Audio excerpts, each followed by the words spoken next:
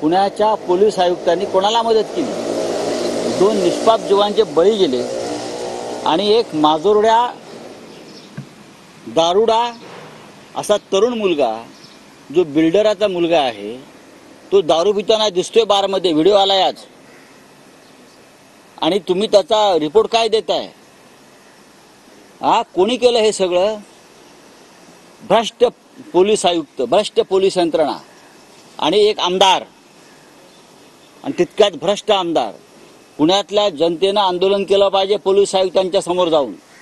एका मस्तवाल मुलाच्या निष्काळजीपणामुळे, श्रीमंतीच्या माजुरड्यापणामुळे ते कपल मरण पावलं रस्त्यावर तडफडून. आणि पोलीस आयुक्त कोणाला वाचवतायत? हे अजित पवार गटाचे आमदार आहेत. ते तसेच वागणार. माणुसकी शून्य लोक आहेत ते. तुम्ही त्याला पोलीस स्टेशनला पिझ्झा खायला घालताय, बर्गर खायला घालताय, बाजूला 2 मुर्दे पडलेले आहेत, खोटा रिपोर्ट देताय मेडिकल. त्याच्या पालकांवर गुन्हा दाखल व्हायला पाहिजे आणि अशा लोकांवर पुणेकरांनी सामाजिक बहिष्कार टाकला पाहिजे.